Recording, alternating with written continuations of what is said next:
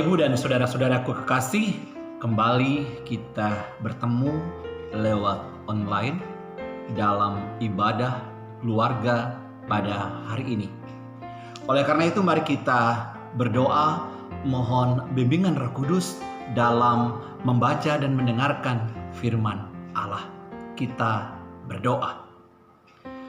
Bapa di sorga, kami bersyukur pada hari ini kami boleh kembali dipersekutukan lewat ibadah online. Biarlah Tuhan memberkati kerinduan kami untuk membaca dan mendengarkan firman Allah. Berfirmanlah ya Allah, karena kami sudah siap untuk membaca dan merenungkannya bersama-sama. Amin. Bapak, Ibu, dan saudara-saudaraku kekasih, bacaan kita di hari ini terambil dalam 1 Yohanes pasalnya yang kelima, ayatnya yang keempat sampai kelima, yang menyatakan demikian.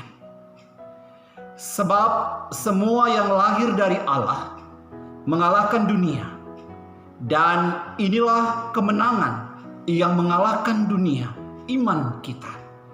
Siapakah yang mengalahkan dunia selain daripada dia yang percaya bahwa Yesus adalah anak Allah? Demikian pembacaan firman pada hari ini. Terpujilah Kristus, haleluya. Jemaat kekasih Tuhan, hidup adalah perjuangan. Alkitab mengajarkan bahwa kita berada dalam suatu pertempuran.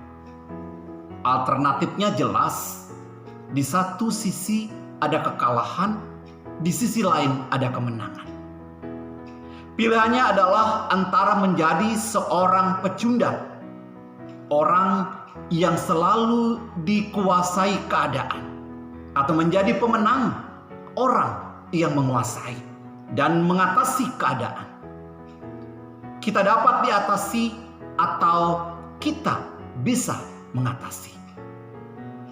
Musuh jiwa kita, iblis, telah dan sedang mengerahkan semua kekuatan jahatnya untuk tujuan tunggal, yaitu mengalahkan iman kita.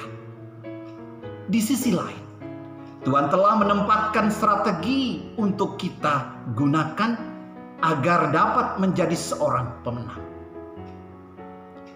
Setiap orang, terutama anak-anak Tuhan, selalu mendambakan hidup yang berkemenangan. Namun dalam kenyataannya, rohani kita sering kali labil. Kadang menang, kadang kalah. Akibatnya kita mudah jatuh dalam dosa dan kesalahan yang sama. Renungan dari 1 Yohanes 5 ayat 1 sampai ke 5 memberikan 3 resep bagaimana kita dapat hidup dalam kemenangan atas dunia ini. Bapak, Ibu, dan saudara-saudaraku kekasih, pemahaman Alkitab tentang dunia bukanlah hanya dalam arti yang sempit, yakni dunia jasmani tempat kita tinggal sekarang ini. Istilah dunia juga dipakai untuk menunjukkan pola hidup yang bertentangan dengan kehendak Tuhan, yaitu duniawi. Dalam 1 Yohanes pasal 2 ayat 16 mencantumkan 3 jenis keinginan manusiawi, yaitu keinginan daging, keinginan mata, serta keangkuhan hidup. 3 keinginan tersebut merupakan musuh terbesar yang hidup dalam diri kita, dan menaklukkan tidaklah mudah. Ini ada 3 cara untuk mengalahkan dunia. Pertama, iman atau percaya kepada Yesus Kristus. Ayat 1 sampai dan ayat yang kelima. Yesus yang kita sembah adalah Tuhan yang kuasa, yang telah mengalahkan dunia. Tuhan menghendaki agar kita, anak-anaknya, memiliki kuasa yang sama dengan yang Ia miliki, yaitu kuasa untuk mengalahkan dunia. Jika kita rindu untuk menjadi umat pemenang, gunakanlah iman di dalam Yesus Kristus. Maka kita mampu mengalahkan dunia dan segala keinginannya. Kedua, lahir dari Tuhan. Artinya, hidup kita diperbarui oleh Tuhan atau hidup yang dilahirkan kembali. Orang yang dilahirkan kembali bukan berarti mengalami reinkarnasi, melainkan mengalami pembaruan hidup, meninggalkan kehidupan yang lama dan memunculkan kehidupan yang baru. Segala dosa disucikan dan hidup dalam pertobatan. Dalam 1 Yohanes pasal 5 ayat yang ke-18 mencatat, setiap orang yang lahir dari Allah tidak lagi berbuat dosa, tetapi dia yang lahir dari Allah melindunginya, dan si jahat tidak dapat menjamahnya. Yang ketiga, melakukan perintah-perintahnya. Bapak, Ibu, dan saudara-saudara, orang yang melakukan perintah-perintah Tuhan adalah orang yang hidup dalam ketaatan. Seluruh aspek hidupnya berpadanan dengan firman Tuhan, tentunya yang benar dan murni. Ayat 3 menyatakan bahwa perintah-perintah Tuhan itu tidaklah berat. Perkara yang ini hanya dapat dimiliki oleh orang yang mengalami kelahiran baru. Tapi sebaliknya, bagi orang yang bertabiat duniawi, melakukan perintah Tuhan itu sangatlah berat. Nah, saudara-saudaraku kekasih, berbagai macam bentuk tantangan kita hadapi dalam arena pertandingan dunia yang bertujuan mengalahkan kita, supaya kita tetap bertahan dalam kehidupan lama, agar tidak mampu memperjuangkan kehidupan yang berkemenangan dalam iman. Kegagalan demi kegagalan, dosa membuat kita lelah, membuat kita putus harapan, membuat kehilangan daya juang untuk mengambil peran sebagai pahlawan iman. Arus dunia semakin deras menentang iman kekristenan kita. Bukan saja dari kalangan non-Kristen, tetapi justru dari kalangan kita sendiri. Banyak kita temui siswa Kristen yang berimbas narkoba, tawuran, pergaulan bebas. Banyak karyawan Kristen yang memanipulasi waktu, uang, dan jabatan. Banyak pula pedagang Kristen yang tidak jujur. Banyak suami Kristen yang tidak setia kepada keluarganya. Banyak aktivis Kristen yang menjadi batu sandungan. Banyak pula hamba Tuhan yang mengejar popularitas dan kesuksesan.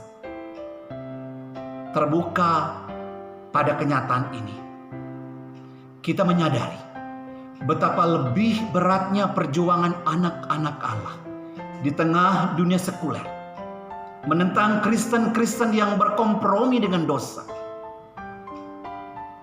Masih sanggupkah bertahan dalam arus dunia yang akan semakin deras dan gencar ini? Sesungguhnya ini bukan pilihan, tetapi konsekuensi anak-anak Allah yang memang rindu mempertahankan imannya. Dan jaminan kepastian kemenangan sudah disediakan bagi yang mau setia melakukan perintah-perintah Allah. Jangan mundur dan menyerah kalah sebelum perjuangan ini selesai. Kehidupan kekal menanti di sana. Hidup selamanya bersama Dia yang mengasihi kita. Bapak, Ibu, dan saudara-saudaraku kekasih, kita juga sebagai orang tua wajib menjaga dan memelihara iman anak-anak kita. Hingga kelak mereka dewasa akan memilih yang terbaik buat kehidupannya, termasuk dalam mencari pasangan hidup mereka. Jangan sampai mereka mencari pasangan hidup dengan paksaan karena sudah umur atau karena kesenangan sesaat, atau mungkin karena sudah jodoh. Marilah kita menanamkan iman kepada mereka, sehingga pilihan hidup itu tidak salah dan kemudian menyesal. Nah, saudara-saudaraku kekasih, dunia ini penuh dengan tantangan. Manusia yang hidup pasti menghadapi ini. Kita pasti memiliki banyak pengalaman bagaimana cara mengalahkan dunia. Siapa yang bisa mengalahkan dunia ini? Hanya orang-orang yang berasal dan lahir dari Allah lah yang memiliki kuasa mengalahkan dunia. Dan dunia ini penuh dengan sandiwara, tipu muslihat, dan kejahatan. Ketika kita memiliki iman kepada Allah, maka kita tidak akan bisa diperdayai dunia ini. Kita akan menguasai dunia dan bukan sebaliknya. Iman yang teguh adalah benteng yang kokoh menghadapi dunia ini. Dengan iman, kita bisa melawan keinginan daging yang fana. Dengan iman, kita bisa meraih kehidupan yang kekal. Sebaliknya, orang yang kurang beriman akan mudah diombang-ambingkan kelicikan dunia ini. Karena itu, Bapak, Ibu, dan saudara-saudaraku kekasih, perkuatlah beriman kepada Tuhan agar kita mendapatkan kemenangan dalam pertarungan hidup di dunia ini. Akhirnya, Bapak, Ibu, dan saudara-saudaraku kekasih, dapat menjadi hikmat buat hidup kita. Yang pertama, sebagai orang yang percaya, kita tidak perlu takut dalam hidup di dunia ini. Kita harus berperang melawan dunia ini. Satu hal yang perlu kita sadari, bahwa Allah telah menyediakan senjata rohani bagi kita.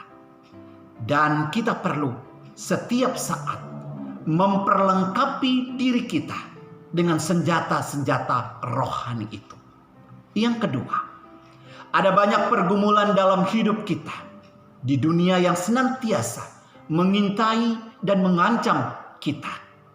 Mungkin masalah ekonomi, masalah kesehatan, masalah keluarga, masalah pekerjaan, dan masih banyak lagi.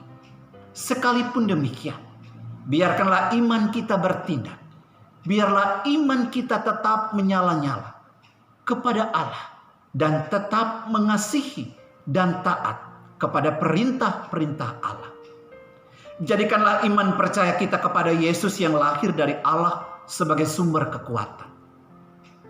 Dan yang terakhir, yang ketiga, demikianlah jika kita mau makin dekat dan makin mengimani Allah, maka perlulah semakin sering berkomunikasi atau bercakap-cakap dengan Allah. Karena semakin banyak kita berkomunikasi dengan Allah melalui doa, maka semakin banyak kita mengenal Allah. Tatkala hubungan kita semakin intim dan pengenalan kita semakin banyak tentang Allah, kekuatan, keyakinan yang kita peroleh akan mampu mengalahkan dunia ini. Demikian firman Allah pada hari ini.